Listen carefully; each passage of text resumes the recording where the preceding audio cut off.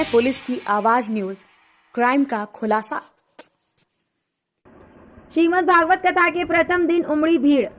श्रीमद् भागवत कथा ज्ञान यज्ञ सप्ताह का आरंभ नेवनारा के चंडी मंदिर में 24 अगस्त से 30 अगस्त तक तथा 31 अगस्त को परम पूज्य स्वर्गीय अंबिका प्रसाद तिवारी पिता के पुण्य स्मृति में उनके लड़के महेश व योगेश तिवारी के द्वारा वार्षिक श्राद्ध का आयोजन रखा गया है।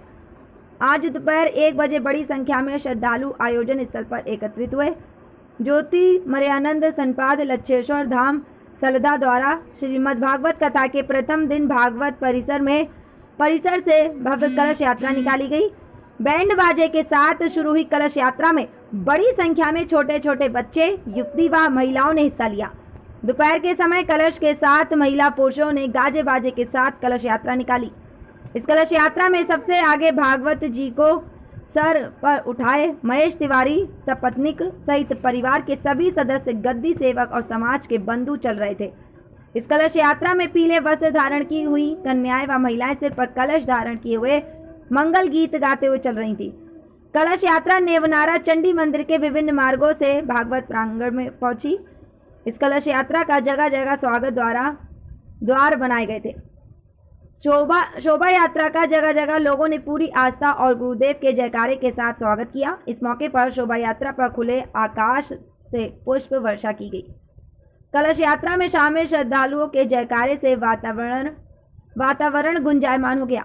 राधे राधे के उद्घोष से माहौल भक्ति के रस में डूब गया। इसके बाद मंत्रोच्चारण के बीच पुरोहितों द्वारा कार्यक्रम की विधिवत शुरुआत की।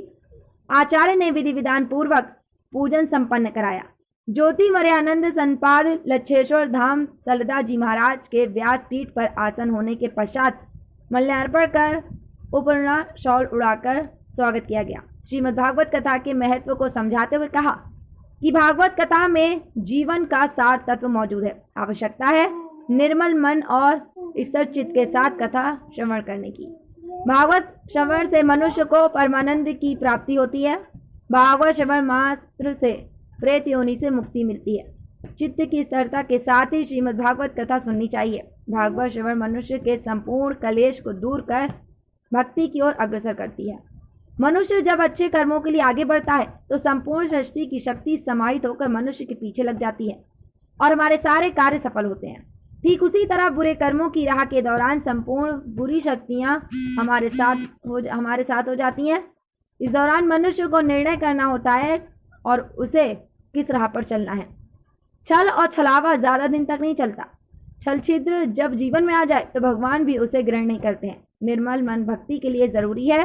पहले दिन भगवान के विराट रूप का वर्णन किया गया। इसे सुन श्रद्धालु भाव विभोर हो गए। भजन गीत व संगीत पर श्रद्धालु देर तक झूमते रहे। श्रीमद् भागवत कथा के इस पावन अवसर पर श्रोता के रूप में आसपास के हजारों ग्रामीणों के साथ तिवारी परिवार के सभी सदस्य उपस्थित थे। इस कोरोना काल के बाद ये पहला अवसर है कि एक साथ बैठकर भागवत कथा करते हुए भगवान से प्रार्थना कर लोगों को स्वस्थ व दीर्घायु होने की कामना। प्रारंभ आज कलश यात्रा है, किस तरीके के संदेश देना चाहेंगे आज के जो कार्यक्रम है? चंडी धाम नेवनारा यहाँ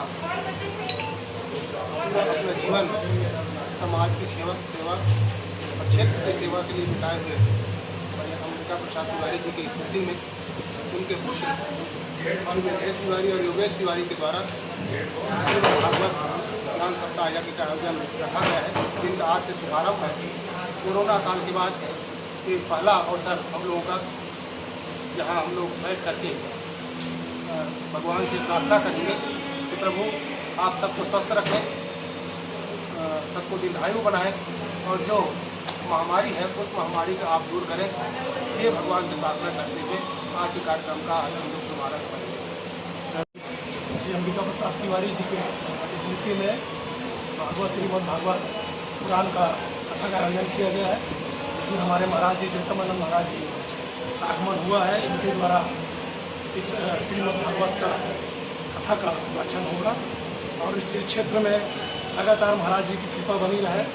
लगातार महाराज जी का यहाँ पे आशीर्वाद इस हमारे बेमेतरा क्षेत्र में बना हुआ है और इस कथा के माध्यम से महाराज जी यहाँ आशीर्वाद देने लिए आए और उनकी कथा से आने वाला समय हमारे खास करके बेमेतरा वासियों के लिए उनके मंगल कामना के लिए भगवान से प्रार्थना करेंगे और इसी पुण्य कार्य के लिए हम लोग श्रीमद् भागवत कथा का आयोजन हम लोग इस गाँव में आयोजन किए।